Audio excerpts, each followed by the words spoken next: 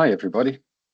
My name is Gerhard Mulder, and welcome to this UNDP BIOFIN TNFD training. And today we will be talking about the nature business Nexus. So I'm the CEO and co-founder of Climate Risk Services, and we're very pleased to be collaborating with UNDP and BIOFIN. There's also my colleague, Ben Mitchell, and Ben is recording several other videos that are shown to some of your colleagues. My background is in climate and nature. I worked for financial institutions, for the government, but also for the IUCN, the International Union for Conservation of Nature. And there I was concerned with things such as new business and financing models for nature, and very much concentrated on how we can capture value from all the goods and services that nature provides to us. So today we'll be talking about nature, and in particular, how nature is becoming a financially material topic to your organization. That means something for some of the responsibilities that you have as directors of your company. So what are we going to be talking about? We'll talk about understanding the state of nature and how the economy relies on it. How this is relevant to understand nature dependencies and impacts, and how dependencies and impacts can be risks and opportunities for your organization. So let's start with the nature business interface.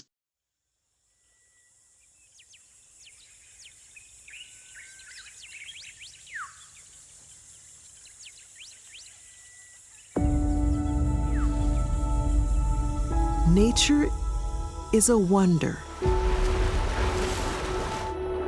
but it is so much more than wonderful. It is essential to all that we value in life. Nature is our life support system.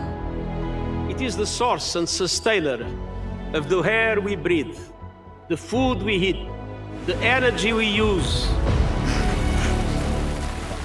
And the world of business and finance is entirely dependent upon it. Resilience is bolstered by biodiversity. Over 1 million species will go into extinction within this century. Business as usual is no longer an option. Without nature, we have nothing.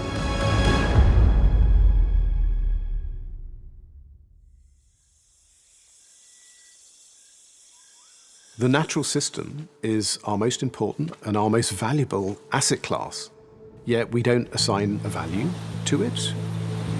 We take its services and rely on it for free.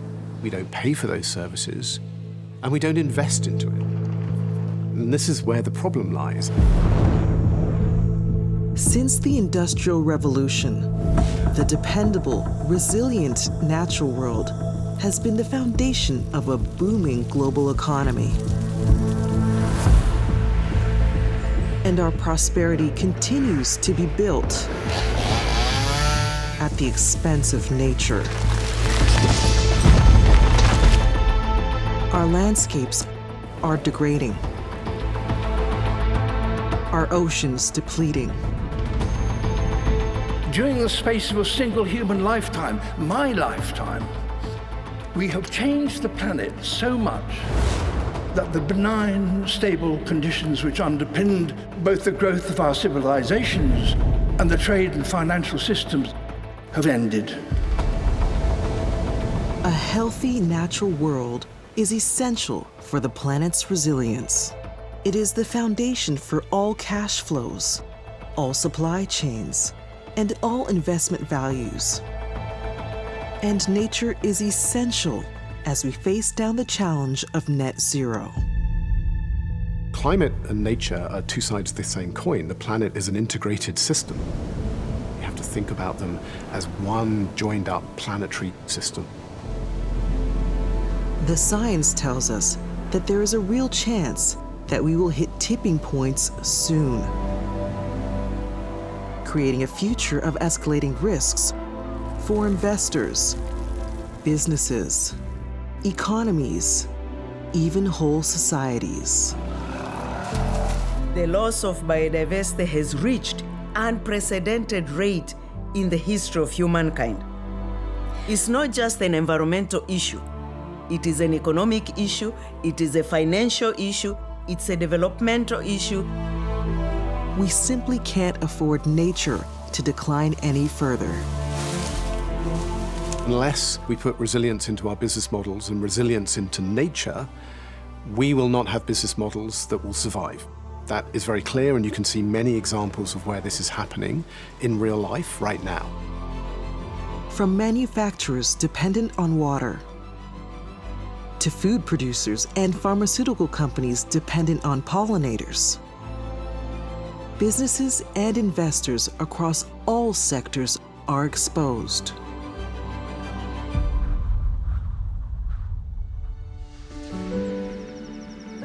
But the good news is that business and finance can have a central role in building back nature's resilience. Businesses across the world are now appreciating that sustainability is the only viable business plan, not only to mitigate risks, but also to seize upon a new age of opportunity. The cost that we are incurring as a result of destruction of biodiversity is significantly higher than what it would cost us to prevent the issues in the first place. And that makes it such an attractive business opportunity for all of us.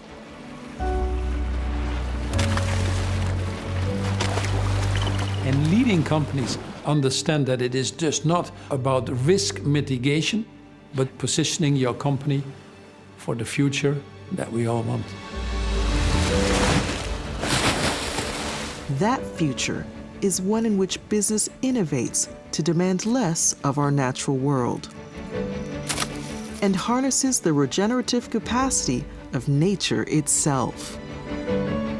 Whilst the challenges ahead are immense, so are the opportunities. The opportunity to reconfigure business models, to change investment portfolios, to invest in the markets and the companies that are innovating and pioneering. The future, if we choose to go there, is very bright. It's business, finance, society and nature prospering in harmony. But we have to start now. And if we do, nature will recover, bringing back the resilience and productivity on which we all depend.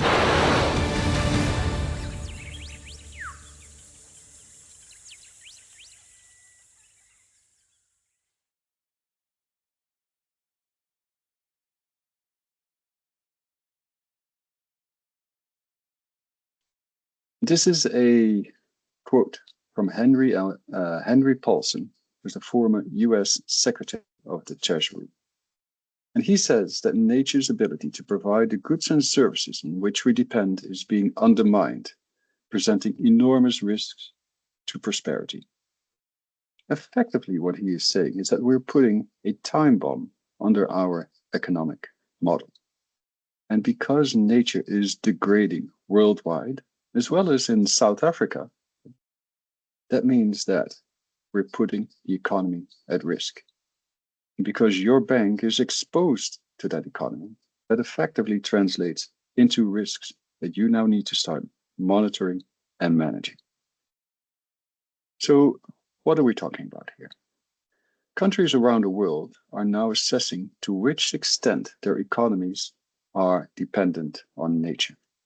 So if you look at, for example, countries such as India, 63% of the economy of India is moderately to highly dependent on nature.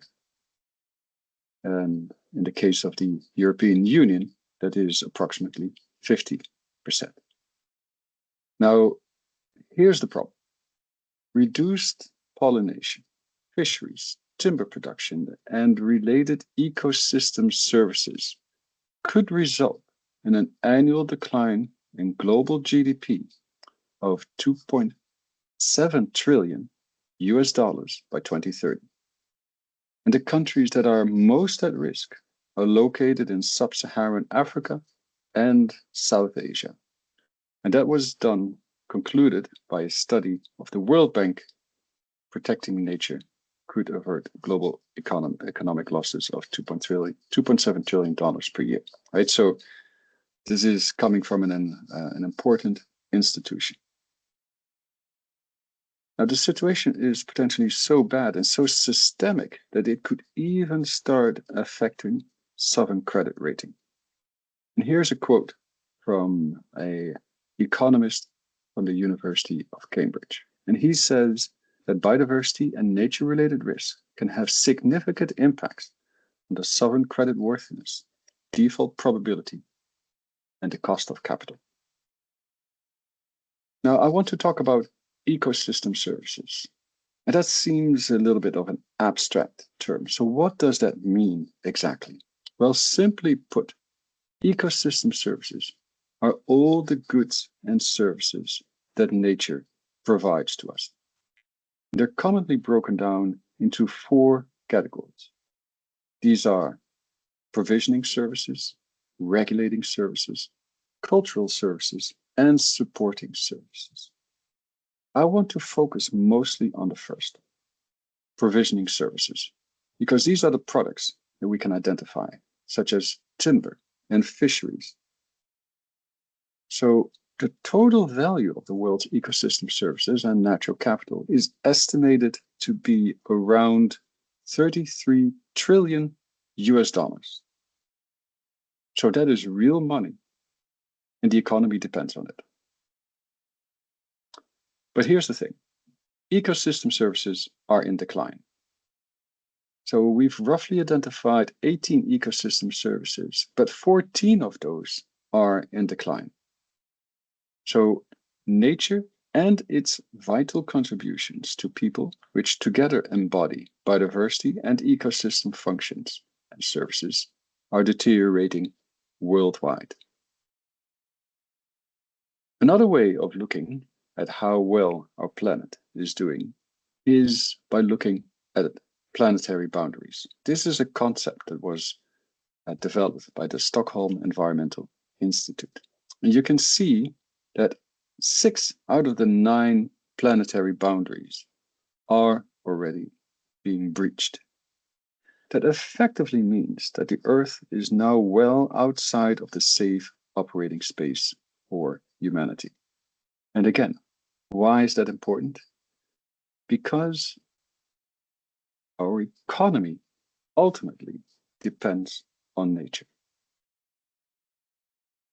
The best way I can describe this is by looking at these 2 graphs. They sum it up very nicely. The graph on the left-hand side comes from the Dasgupta report. And that report was commissioned by the UK government several years ago to basically assess how we can develop a common language for economists to start valuing nature and making sure that we're integrating this into economic decision making. So very simply put, we have 3 main sources of capital as input into the economy. It's produced capital, human capital, and natural capital. Think of produced capital as all the machinery that we've built over the last decades, perhaps hundreds of years, that are churning out all the goods that our economy produces. Human capital as well. How smart are we? How well educated are we all together? And you can see that produced capital and human capital have been rising, in particular, produced capital. But natural capital, that is also an input into the economy, is in decline. And that is a problem. Because think of it as a 3-legged stool. If you take one away, the stool collapses. So another way of thinking about this is that we have all this produced capital, all these machineries, and now we're taking a big sledgehammer and start destroying all this produced capital. That is effectively what we're doing with nature. Because on the right-hand side, you see the Living Planet Index, which is from the WWF. You can see that there's a massive decrease in relative abundance of wildlife populations. So what we're effectively doing is putting a time bomb under our economic model. That also extends to South Africa. In 2018, there was the National Biodiversity Assessment. And about half of the more than 1,000 ecosystem types assessed in this National Biodiversity Assessment were categorized as threatened. So that also means bad news for the South African economy and bad news for companies in South Africa that depend on the goods and services that nature provides. Then by extension, of course, that also means bad news for the banks that finance these companies. So this picture may look familiar to you. It is the World Economic Forum's annual risk report. You see two things here. First of all, on the left-hand side, the near-term risks. You can see that misinformation and disinformation is at number one, which is not a surprise with the rise of artificial intelligence. But at number two, it is extreme weather events. But that's for the first 2 years, for the short term, for the near term. What about the longer term? Well, for the longer term, let's say extending out 10 years or so, the first 4 spots are all environmental related. We're talking about extreme weather events and biodiversity loss, critical change to the Earth's systems, and natural resource shortages. So this is an important graph. As a matter of fact, it's so important, I'm going to be showing it twice in this video. What this says is that we tend to understand the impact that we have on nature. And most banks that we work with already have some screening process in place to make sure that, for example, you do not finance a mine that is located at a national park. Right? We have guardrails around us. In our due diligence, we ask the right questions there. But what most banks yet fail to understand is that many companies that they finance have a very high dependency on the goods and services that nature provides. So we need to think in terms of impacts, but we also need to think in terms of dependencies. Now, fortunately, frameworks such as the TNFD now exist to help us understand and articulate how we can assess those dependencies on ecosystem services. Now, nature is also becoming a governance and management issue. And that directly involves you and affects you. Because board directors could face liability risks for failures to consider nature, because this could potentially considered be a breach of their duties of loyalty and care. Now, I don't need to tell you what your responsibilities are, right? Strategic planning, oversight, attesting, etc., to the accuracy of disclosure, financial reporting. You know all of this. But what is new is that nature now starts affecting all of that. Nature-related risks and opportunities may be material to an organization or could become material as the policy and social context evolves. So that effectively means that you need to start paying attention to nature and that you need to start collecting data and start asking the right questions. Now, these are some of the companies that are already doing this. Legal in General, AXA Investment Managers, Aviva, BlackRock, etc. They're all starting to integrate nature into their strategy and into their risk management frameworks. Now, unfortunately, perhaps, litigation, lawsuits are also starting to affect your work. For example, Client Earth, which is a non-profit environmental law firm, sued Shell, basically claiming that the directors failed to adequately manage climate risk. So they specifically focused on the directors of the company. Now, in full disclosure, ultimately that lawsuit was dismissed because Client Earth did not have any legal standing to sue Shell in this. But in the ruling, the judge did emphasize and did acknowledge that directors have a responsibility to manage climate-related risks. And by extension, that then should also include nature-related risks. It is not just the companies that are being sued. Also, the financial institutions that finance these companies face the same legal risks. And also, the number of lawsuits is increasing there. Now, let's think in terms of impacts and dependencies and how that translates into risk and opportunity. All right, there we are, this slide again, right? We have to think in terms of impacts and dependencies. But how do we move from impacts and dependencies to nature-related risks? So we first need to understand a little bit better what the different types of nature dependencies are. So many companies, manufacturing companies, for example, rely on fresh water. If you're a company that is, let's say, in the agricultural value chain, for example, you're a food producer, it is very likely that you use a lot of fresh water for your processes. If there's water scarcity, and then when there's droughts, then we now see a direct impact on the operations of the company. And some of them actually may have to scale down their operations temporarily until more or new fresh water becomes available. But what about impacts on nature? And intuitively, we understand that already quite well. Think of a mining company that pollutes the river, or the bleaching of corals, or in agriculture, a big problem with many commodities is the clearance of land. Right? So we understand that economic activities very often have a negative impact on nature.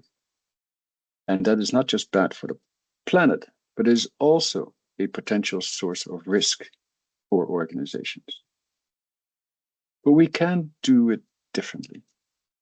For example, there are many new commercial opportunities to not do the right, not to finance the bad stuff, but we can also allocate capital to finance those projects that have a positive impact on the state of nature.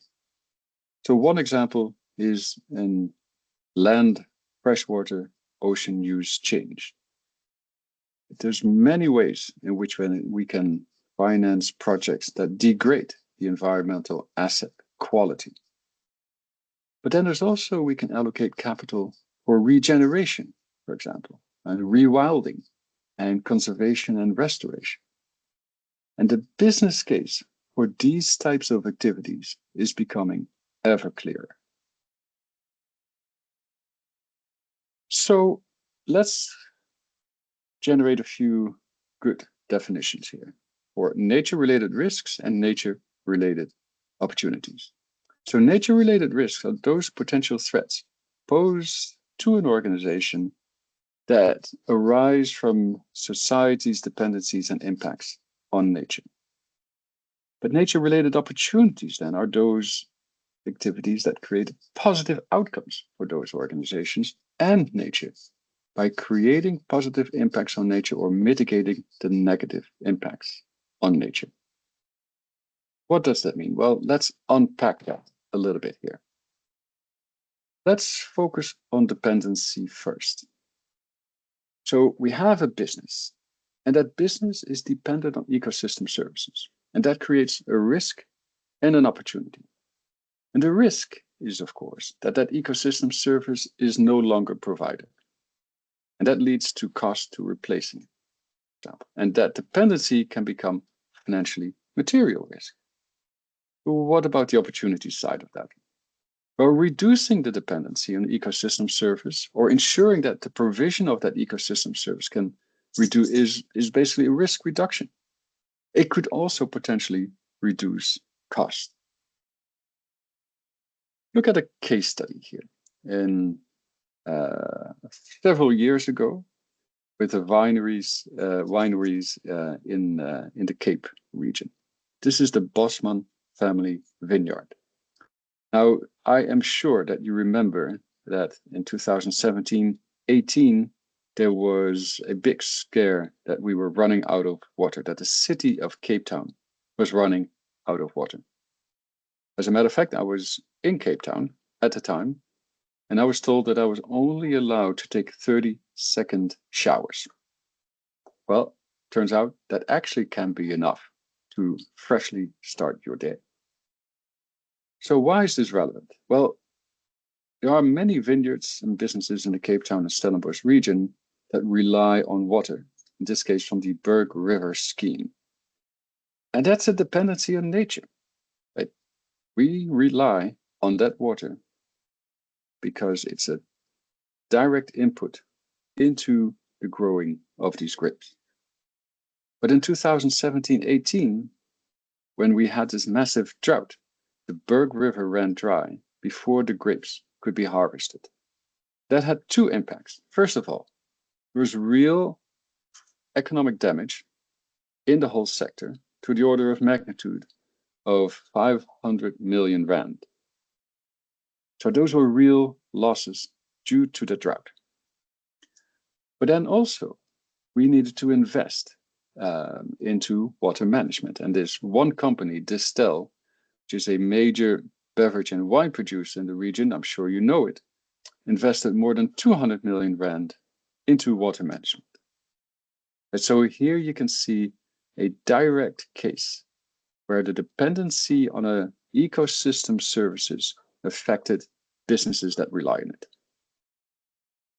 So how does that then translate into something that is relevant for you? Well, if you are exposed to that particular sector, or if you're exposed to that particular company, it becomes financially material because this can drive non-performing loans, for example, and it increases credit risk of this particular counterparty. And that credit risk is not just idiosyncratic, it is systemic, because there's multiple lines of credit and loans extending to the whole sector. And the whole sector then depends on water flow. And if the whole sector is now at risk, that ultimately means systemic credit risk for your organization. So what about impact? Because we have impacts and dependencies. So many businesses have an impact on nature. And that again, it creates a risk and it creates an opportunity. Now the impact can become a financially material risk for businesses, for example, through policies, regulatory action, legal action, reputational damage, etc. Then the opportunity side of that is that it can also be translated into a positive impact on nature. And that again provides reputational benefits, perhaps even competitive advantage, and reduce cost. But just to give you an intuitive example, we know that many mining companies have a serious impact on nature. I will give you an example in just a bit. But how great is it to be working with a mining company that has integrated biodiversity into its processes, that does take care of nature and biodiversity? And that is really good for business. It is good for your reputation when you are associated with that company. So on the downside then, in this case, we are looking at Harmony Gold Mining Company about 20 years ago. And effectively what happened is that the mining company polluted groundwater. And under the National Water Act in 2005, that required this particular company and other mining companies to pump up that polluted water and then treat it and then discharge it again. Now that costs a lot of money. In this case, Harmony had to spend about 26 million rand to actually pump up and treat that particular water. That does not even include all the legal fees because, as you can imagine, they were fighting this particular ruling. So here you can see how a nature-related impact ultimately translates into financial impact to this company and then potentially also to the banks that finance this company. So it becomes financially material, let's say in the case of this particular gold mine, because if this happens again and again with many of their sites, this can really start driving non-performing loans and increase credit risk.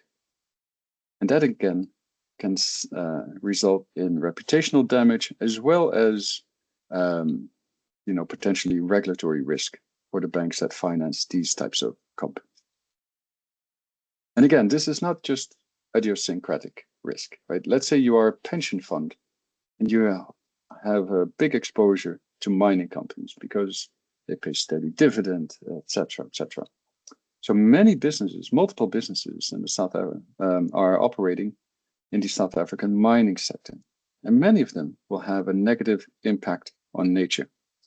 Now, if there's then an increase in regulations, that translates into systemic market risk for the pension fund being an investor in these companies. Right, so this is a bit of a busy slide, but I'm going to be making it easy for you and unpack that a little bit. What this slide effectively says is, what are the building blocks to translate this thing called nature, the degradation of nature, into risk categories that you are already understand? Right, so you know credit risk, market risk, strategic risk, etc. But how can we translate nature into these existing risk categories? Because we should not consider climate and nature as a standalone risk category. It's a driver of existing risk categories. So how does that work? Well, nature translates into physical risk and transition risk. It's physical risk because there's a decline of ecosystem services, but it's also transition risk because if you have negative impacts on nature, that could then trigger all kinds of policy reaction, legal action, etc. This could be transmitted through the system to hit your existing risk category through micro and macro channels. Micro channels being businesses and households, so you can imagine damage to assets. There need to be additional investments that need to be done, etc., etc. But also some macroeconomic effects through prices and productivity, for example. So one thing that we often do is that we work with financial institutions and then start mapping these risks. What are the different sources of risk? Physical risk and transition risk that is relevant for the geographies in which you're operating in, and what are the types of clients that you're exposed to, and then we start mapping those micro and macro channels to identify whether there's, for example, material credit risk in your portfolio. Now, when I think about the economy as a whole, there's some sectors that are, of course, more dependent on natural capital than others.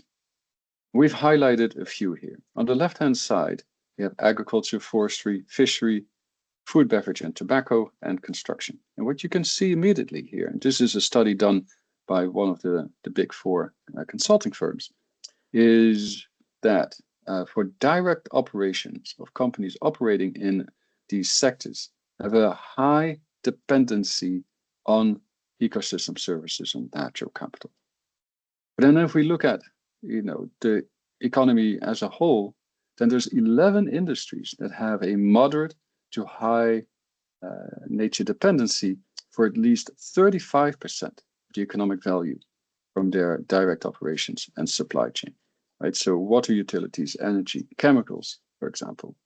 Right, so across the economy, what is very clear is that many sectors in the economy have a moderate to high dependency on natural capital. Then if you are exposed to these sectors, that potentially means new sources of risk that you need to start monitoring and managing. I want to quickly run through an example of PG&E and the Californian financial institutions. PG&E is the Pacific Gas and Electric Company. And as you may remember, several years ago, a federal judged that PG&E was liable for damages relating to fires due to failures to properly trim trees, resulting in fires when branches hit lines. And the total liabilities for PG&E was in the order of magnitude of $30 billion, which is far more than they had insurance for. So this took a direct hit on the share price of this particular company. And they even had to file for Chapter 11 bankruptcy in order to protect themselves from completely going out of business. So what does that mean? That it means that if you are a bank or an investor and you're exposed to companies such as PG&E, it is highly likely that you see a real impact into the profitability of these types of companies, because they need to invest, and they are investing billions of dollars into all kinds of measures to protect their assets from causing wildfires. But then if that happens, that also means that they could be hit by numerous lawsuits and be held liable for all the damages. Right? So even think in terms of the damages resulting from the Los Angeles fires earlier in 2025. That was also in the tens of billions of US dollars, perhaps even in the hundreds of billions of dollars. And although the ultimate culprit has not been identified yet, it is very likely that those fires were started by companies that were operating the transmission and distribution systems there. Now, there are some interesting parallels then between California and South Africa. First of all, they both make excellent wines, but also when we think in terms of what their risk profile is, for example, for droughts and wildfires, right? And how does that translate into material risk for South African financial institutions? Well, in terms of the summers, they become hotter and drier, both California and South Africa. And that increases drought and fires in California, but for example, also here in South Africa, leads to more droughts. Also in terms of the ecosystems and the wildland urban interface, are very interesting similarities. The wildland urban interface is basically that we're starting to build too close to nature. And then if there's all kinds of wildfires, that means that houses that are too close to the trees are now at risk from burning down. Right, and we see something similar happening in South Africa as well with informal settlements, for example. Right, so it could very well be that with the increase of wildfire risk in South Africa, some of these informal settlements could also be at risk. Now, also in South Africa, we already see the effects on insurance availability and cost. For example, multi-peril crop insurance has largely become unviable in South Africa. And we see a massive decline in coverage between 2009 and 2018. So a key takeaway then is that these nature-related risks are systemic and they have real financial impact. And what we recommend is by adopting the recommendations of the TNFD, that will help you to avoid these issues that are experienced by Californian financial institutions. So the key take-home messages from this video then, and I have three for you. is that the future of cash flows of businesses are dependent on the future flow of nature's services, right? If we reduce the ability of nature to provide the goods and services that the economy relies on, that also impacts the companies that are dependent on these ecosystem services and ultimately their cash flow. Most corporates and financial institutions, unfortunately, today are not yet adequately accounting for these nature-related dependencies and impacts and risks and opportunities. And it all starts by asking the right questions and collecting better data. Now, fortunately, there are frameworks that are helping you on your way. Most importantly, the recommendations of the TNFD. And it can really help organizations to identify, assess, disclose, and manage these nature-related risks, providing tools in an integrated way. And that's for the first time. So thank you very much for your attention and good luck with your work in integrating nature into your businesses. Thank you.